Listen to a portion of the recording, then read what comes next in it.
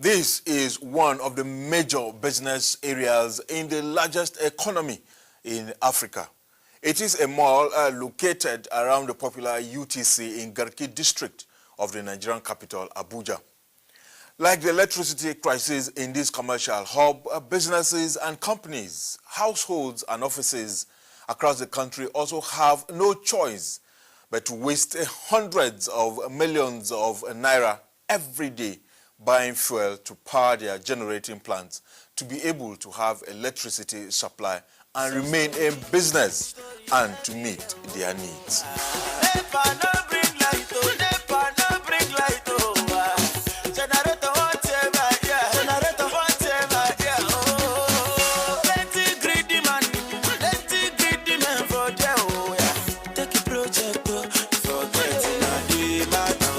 Nigeria, with a population of 198 million people and counting, is reportedly amongst the countries in the world with the worst electricity generation, quality, supply, access, and consumption, and is performing far below even some African countries.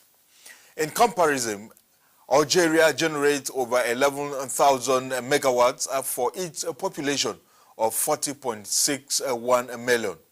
And Egypt, with 95.69 million people as at 2016, generates over 24,000 megawatts, whereas South Africa, with a 55.91 million population, generates 40,000 megawatts.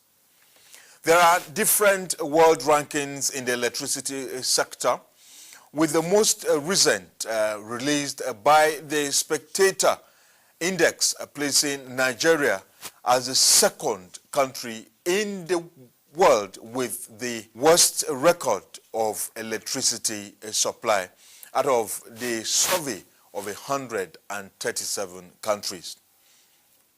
Nigeria is reportedly doing better than only the one-ton country of Yemen in the Middle East, and is closely followed by Haiti, Lebanon, and Malawi on the said index, with countries like Ethiopia, South Africa, and Algeria occupying the 29th, 41st, and 45th positions respectively out of the 137 countries. In another report by the World Bank on the quality of electricity supply, with focus on the lack of interruptions and the lack of voltage fluctuations, Nigeria is ranked 119 out of 125 countries, doing better than only 3 African countries, namely Burundi, Uganda, and the Republic of Chad. No lights. We can stay here for the past 2 weeks now. We have not seen any slight of light. It's just of recent, I just see a flash, and it has gone back again. If they want to bring bill now, they'll bring light. Once they want to bring bill, they'll bring light. Then when they bring the bill, they call the light, then you pay, then you don't see light again. 1,000 naira per light, and for every month, and I cannot use that light. Worth 200 naira. Even though you pay, they will not give you the lights. Even though you pay lights, they will not give you the light, and definitely a month they will come and call the light. Like in the morning, people are going to work, they will come for iron, but there won't be light. They will be asking me whether there is generator. You only tell them that I don't have generator. Because of that, they can run away without coming to my shop again, because I don't have light to iron clothes. Yeah. I don't know whom to complain with, because the thing invariably is affecting business, it's affecting the general economy. Ground wire is supposed to ground like 200 naira. So as light, they will collect 500 naira. Sometimes they will collect 700 naira. So the thing will affect us, because when you sell it, you calculate the money. So the thing will not come outside because of the DC. Because I'm supposed to be using fridge to chill my drink, but now I have to buy block. And the one that's affordable, it's not everybody too. The NEPA people are not really bringing the light well. We are supposed to have light. We are all human beings. Why will others have light? Why others will not have? Over the decades, these have been familiar tales by millions of Nigerians across the country who are not only dissatisfied but angry with the services they receive or do not even receive at all from the authorities who should be providing their homes and businesses with electricity. The years of complaints by Nigerians have not changed the story of electricity supply in the country. Rather, the blame game and tissues of lies have continued to further the official narrative, which sadly showcases the failure and lack of capacity of successive administrations in the country to deliver electricity to Nigerians. As of September 12th, production of power reached an all-time high of 7,001 megawatts. Government is increasing its investment, clearing up the operational and financial logjam, bedeviling the industry. We hope to reach 10,000 megawatts by the year 2020. The country achieved 5,222.3 megawatts, representing the highest peak of power generated onto the national grid and delivered to customers in December 2017. With new facilities, repairs and rehabilitation by government and private investors, generation capability now exceeds 7,500 megawatts. This is Straight Talk. I am Tyav in Abuja, and we welcome all our viewers in Nigeria and around the world to the program. You can also join me in the conversation on my online platforms on Twitter, Facebook, YouTube, Instagram, and LinkedIn. Power generation in what is today the Federal Republic of Nigeria dates back to 1886, when 2 generating sets were installed to serve the then colony of Lagos. 10 years later, electricity generation activity started in Nigeria in 1896, when the first power plant was built, also in present-day Lagos State. It, however, took another 23 years for the country to get what was her second power plant installed by the Nigeria Electricity Supply Company, NESCO, which was established in Jos in present-day Plateau State, north-central Nigeria, as an electric utility company to service the booming commercial tin mining business that had started in that north-central part of the country in October 1904. The 30 kilowatt NESCO hydroelectric power project, now in Barkin-Ladi local government area of Plateau State, became the phenomenon that was to spread, as only then was the Public Works Department of the colonial administration empowered to build plants in different parts of the country. The first 132 kVA line in the country was built in the southwest in 1962 to link the Ijora Power Station in Lagos to Ibadan Power Station. Thereafter, investments in the power sector were done at a very slow pace with very poor maintenance culture. This inevitably led to some of the equipment for power generation, transmission and distribution going out of use, others dilapidated and overstretched, with new infrastructure not provided when needed, especially as the population continued to grow. The situation was so bad that by 2003, no new power plants had been built since 1990, and no new 330 kVA and 132 kVA transmission lines had also been installed since 1981, with the seasonal fluctuations in water level in the dams of the hydroelectric power stations in Kainji, Jebba, and Shiroro becoming excuses for blackout in the country. I think partly you could say, let's say the problem, have to apportion percentage. I would say low and inefficient investment should be about 40% or 45% of the problem, meaning that if we are invested in building new capacities.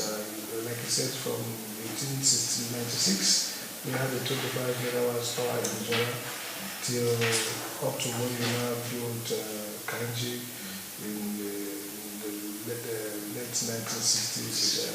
So you didn't quite ramp up capacity very well. From 1960 to up to late 80s, when you now have wind and all that, we were not able to build a lot of this capacity. Look at the new hydro that we're dealing with now, Mambila and all that.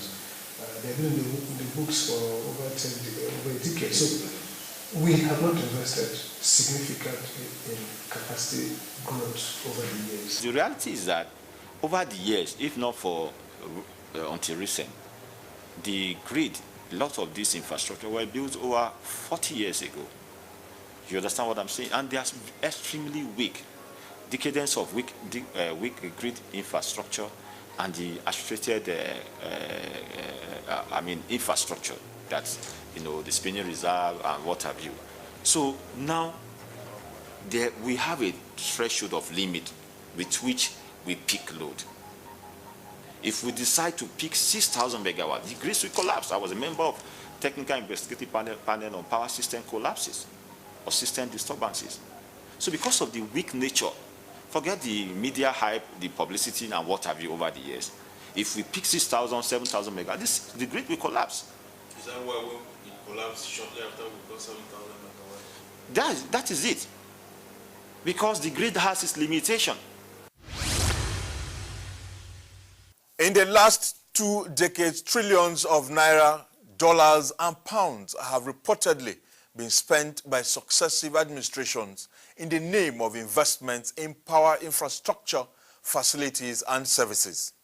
However, what Nigeria has ended up with is more darkness and in some cases abandoned power projects across some states of the Federation that have instead made a few people millionaires and others billionaires at the expense of the suffering masses of the country. And one of the former heads of state between that time was bragging that he spent more than 15 billion American dollars, not naira, on power. Where is the power? Where is the power? And now we have to pay the debt? Interestingly, from March 2016 to date, Nigeria's ailing power sector has repeatedly failed to generate electricity to the national grid on a number of occasions due to what industry players say is total system collapse. Obviously, the issues in the sector are far way beyond even the regular absence, blackout, or the infamous epileptic supply, but more of the unfortunate lack of valuable information or basic understanding of what the problem or problems are and what the right and proper solutions should be to address the issues moving forward. For instance, it is difficult for anyone to lay his or her hands on data that is reliable on something as basic as the estimated power needs or demand of the country. If such information is not available or the data that is provided not reliable, then how is it possible that there will be the right target to generate, transmit, and distribute the right supply that will meet the electricity needs of Nigerians? You may want to know that an authoritative presidency report quoted as recent as May 2017 puts the estimated daily national power demand of the country at 15,000 megawatts, whereas data from the Energy Commission of Nigeria, ECN, showed that as at January 2015, the national requirement for power supply in Nigeria was 31,240 megawatts, and is estimated to hit 250,000 megawatts by the year 2030, which is barely 12 years or so from now. Instructively, then Managing Director of the Eco Electricity Distribution Company in Lagos State, Southwest Nigeria, Oladele Amadu, who as a key industry player who should know, had said, and I quote, with an estimated yearly economic growth rate between 7% and 13%, as well as an urbanization rate of 3.8%, Nigeria's electricity demand is projected to grow from 15,730 megawatts in 2016 to 41,133 megawatts by 2018 and 88,282 megawatts by 2020, respectively. End of quote. The estimates of Nigeria's power demands as given by government institutions and other authorities in the country's power sector are highly contradictory and as such unreliable to be used for anything serious by anybody. However, going by global standards, the rule of thumb for any developing country is that at least 1 gigawatt, which is about 1,000 megawatts of power, should be generated as the minimum consumption required for every 1 million population. This, for Nigeria, translates to 198,000 megawatts of electricity as at 2018 for her 198 million population.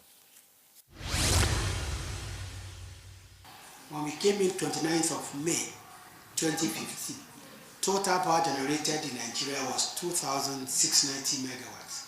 Today, we are generating over 6,000 megawatts. Small fact, the truth of the matter is that today we are generating more than the discos can distribute. So people who say today that the power situation is worse, I think they do not, I think they have been, either they don't know what the fact, what the situation was before, or they are just being mischievous. But the truth of the matter is that for the first time in the history of this country, we are generating more than the discos can distribute. The reason why it's not getting to the grid is that those networks are not sufficient to support more than 5,000 at the moment. So investment needs to come there.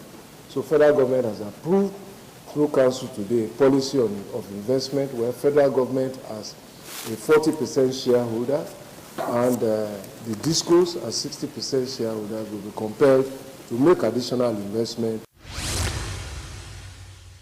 Nigeria, unfortunately, has an unambitious plan of only 10,000 megawatts of electricity to be delivered by the year 2020.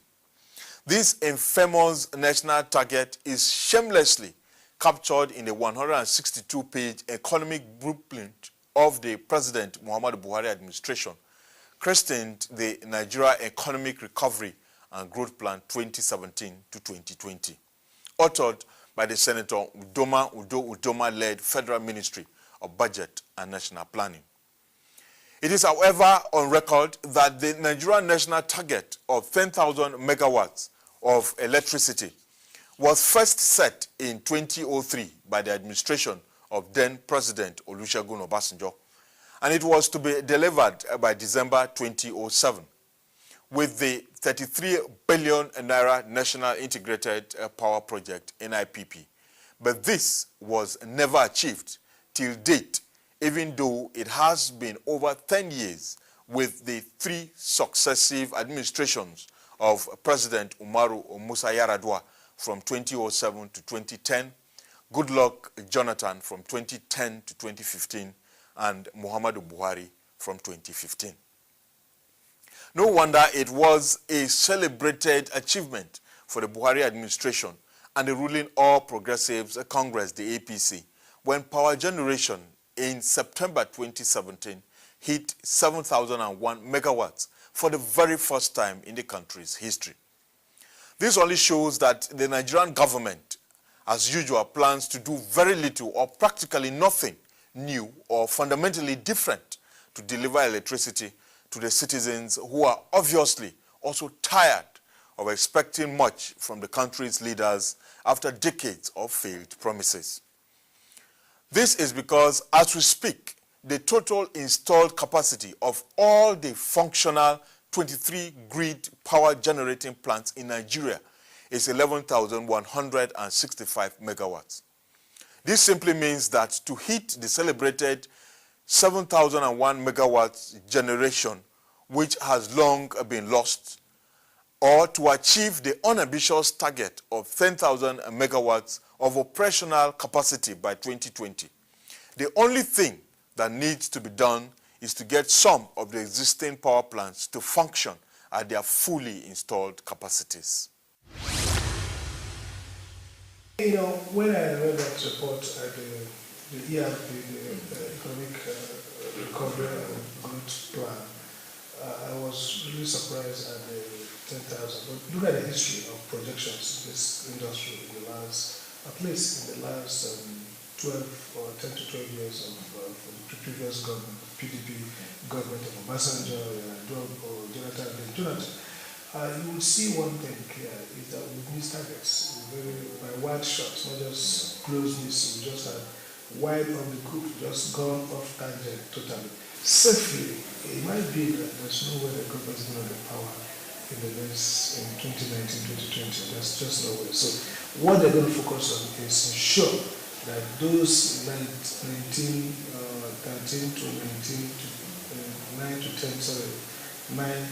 10 to 11, 13,000 megawatts capability that potentially are installed.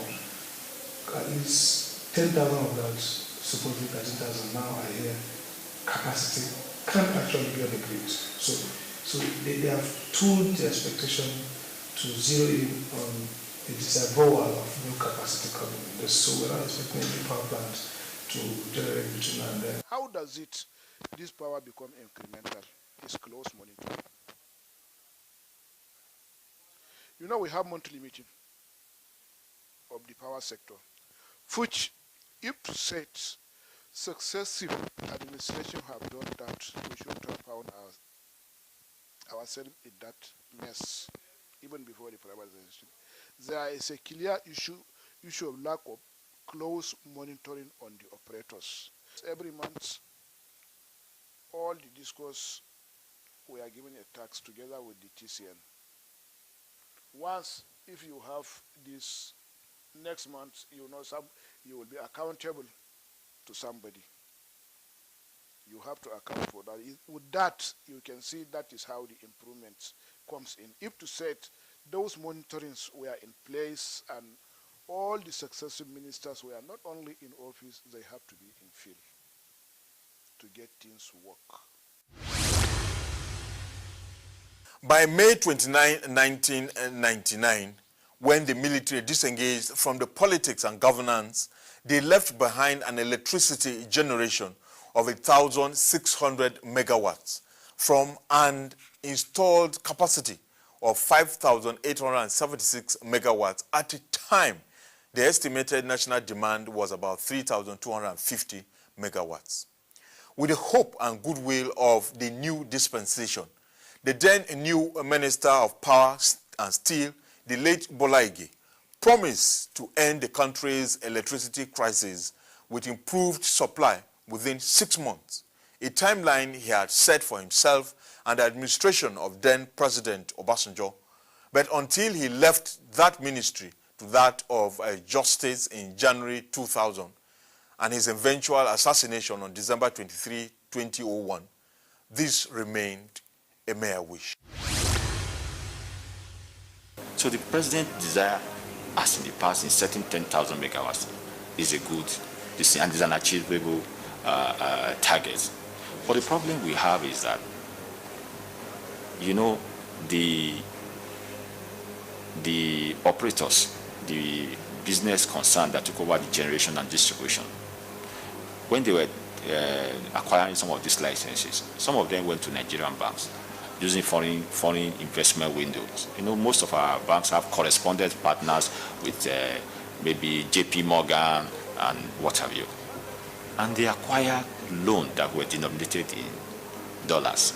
The moment we had this recession and the loss in value of Naira to dollars, it affected the value of the loans.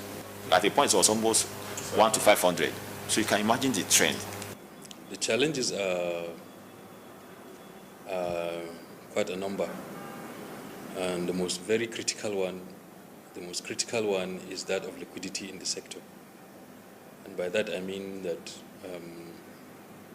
because there isn't sufficient money to drive the system, I'm not only talking about the distribution arm, I'm talking also about the generation arm and also the transmission arm.